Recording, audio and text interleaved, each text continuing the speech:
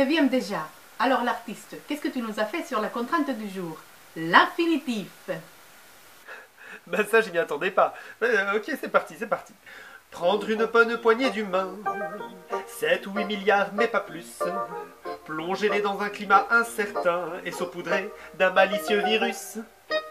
Confiner une première fois, faire mijoter à 39 degrés, libérer, faire faire n'importe quoi, réenfourner une fois l'été passé, et pendant ce temps du coin de l'œil, surveiller le changement climatique, tracer des courbes sur une feuille, anticiper la crise démocratique. Alterner les couches dedans dehors, étouffer le tout dans des voilettes, contenir pendant quelques mois encore et ressortir uniquement pendant les fêtes.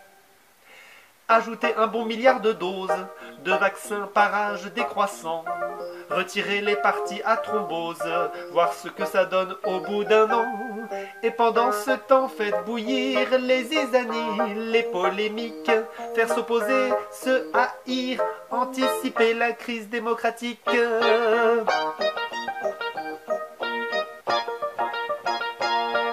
Après avoir laissé reposer, faire s'habituer au pas rigolo, faire passer la pilule de la fatalité, votre monde d'après est prêt, servir bien chaud. Passons au courrier des lecteurs.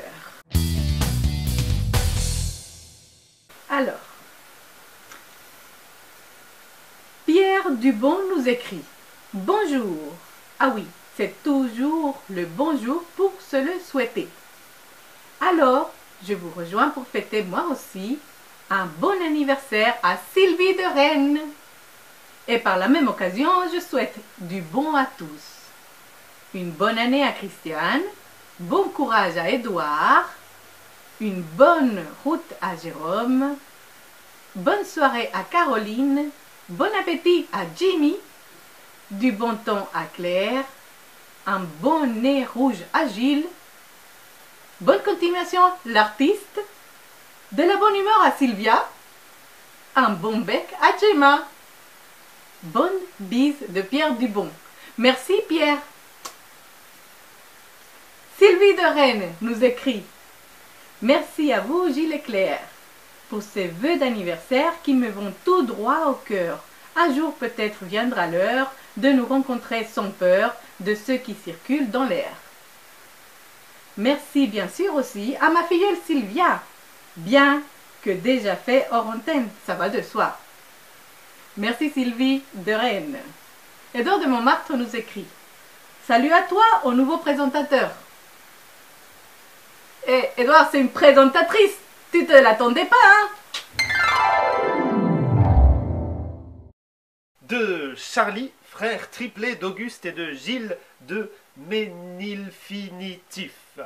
Un grammairien célèbre dont nous tairons le nom, voulu en un congrès, ma foi, exceptionnel, réunir tous les verbes sans aucune exception, en vue d'un recensement pluridimensionnel. Il était recommandé, à titre indicatif, que chacun se présente sous forme d'infinitif. On a frisé d'ailleurs un véritable fiasco, car dans cette assemblée ce fut vite le chaos.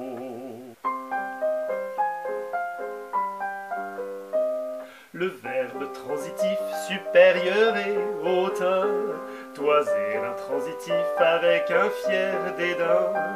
Tous les pronominaux, fiers de leur accessoire, prenez les défectifs pour de réels passoires.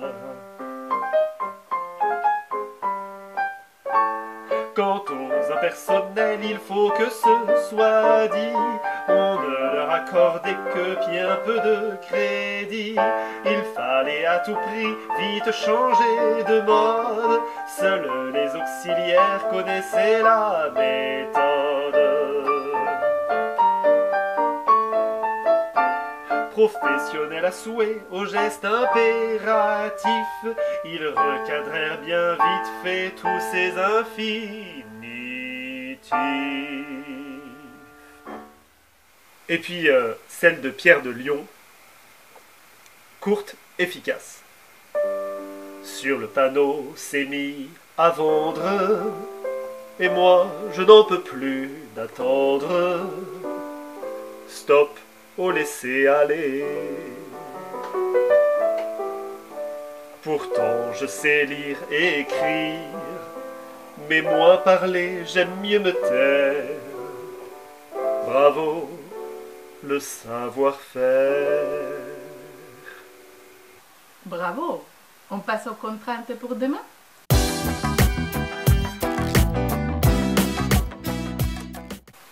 Attention! Les contraintes pour demain. Pour demain, vous devez écrire au moins un quatrain en octosyllabes, en jouant avec les fausses rimes ou rimes attendues. Qu'est-ce que la fausse rime ou la rime attendue? Il s'agit d'une rime qui fait croire à l'arrivée imminente d'un mot en particulier et de la surprise d'avoir un autre mot au bout de vers. Souvent c'est utilisé pour la grivoiserie, mais ce n'est pas obligé. L'exemple le plus parlant, c'est la chanson Mon cousin de Pierre Vassiliou. Alors, la chanson de Pierre Vassiliou. N'importe quel boulot, il s'en fiche, pourvu qu'il en ait plein les mains. Popiste ou bien haltérophile, tout ce qu'il veut, c'est qu'on l'engage. À vous de jouer!